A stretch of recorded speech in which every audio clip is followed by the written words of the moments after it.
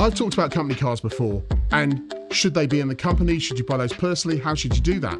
And with Tesla's reduction in price and the current incentives that are around company car ownership, maybe now's the time to get into buying a Tesla or an electric car of your choice. But here's a few things that you need to know and some pitfalls that you need to be aware of. Let's get into it. The first thing you need to understand with an electric car is the type of driving that you are going to do. Yes, I know this is a finance channel. This is what we talk about. We talk about business issues, personal finance issues, all of that stuff. Yes, we do. But so, Martin, what's my driving style and how I drive around got to do with it? Why is it important? It's important because you need to understand that if you drive an electric car and you need to recharge that car, first of all, it's not like driving into your normal Shell garage, pulling off the pump, sticking it into the hole where the petrol tank is, or diesel tank, if that's your variant, pulling the handle, filling it up, sticking it back on, paying some money, walking out. Roughly speaking, that's probably 5-10 minutes and you're way on your journey. With an electric car, it can be 25 minutes or more. And that takes a bit of planning. And that might not suit your driving style. If you drive to Manchester from Southampton every week, and you do that 2 or 3 times a week, you're going to have to plan stops along that journey because your electric car won't get you all the way there and back on one charge. So you've got to plan when you do that. And that charging network is under pressure. Teslas were sold with this supercharger network, and that's the way to do it, and it works really well. Yes, superchargers work really well when you can find one, when you don't have to queue up for one. Because those pinch points around the country, and there are a few, are well known by Tesla drivers and are used by a lot of them. And that means you might pull in thinking, great, fine, I can just put in a bit of juice to get me to the next point and find that there are 12 Teslas in front of you. Well, if you go, well, that's going to take 20 minutes to fill up, right, hold on a minute, I might be here an hour and a half before I can charge, but I haven't got enough charge to get onto the next station.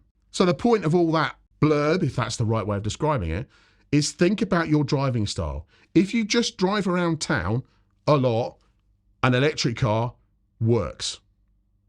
It works really well because you can charge it at home.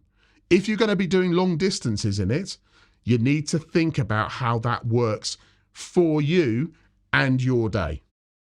So company cars are generally considered bad things to have in companies. Why is that? Well, because they are taxed on a percentage based on the emissions of the vehicle. Generally speaking, work on the principle, the nicer the car, the more tax I'm going to pay. So if you want your Ferrari 455 that you've managed to buy for £20,000 from your local dealer, don't ask how you've managed to do that because that sounds like it's too good to be true, so I bet it is. But that £20,000 that you've paid for that car is not what you're going to be taxed on. You're going to be taxed on the list price of the vehicle. And the emissions of a Ferrari, let's face it, are not exactly the most environmentally friendly things that have ever existed.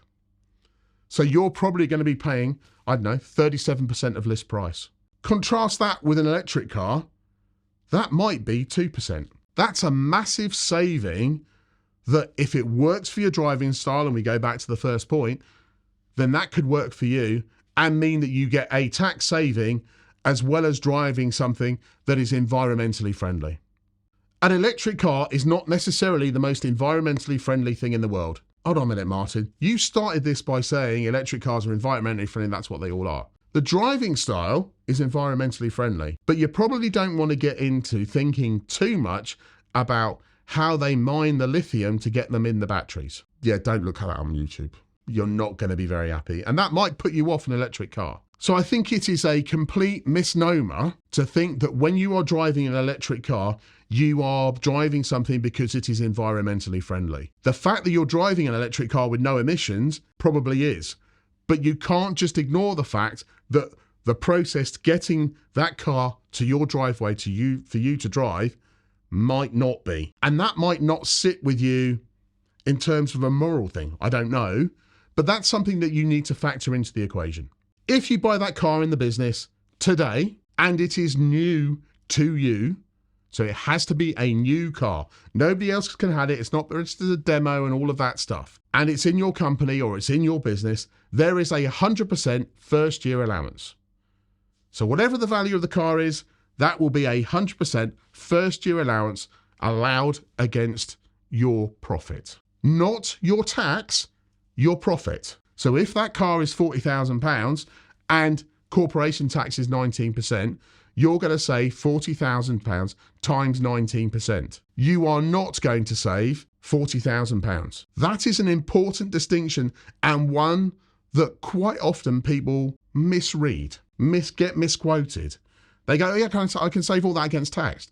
No, you can't. You save the tax rate against the value of the car, not the amount of money. Tesla saved you £6,500 today.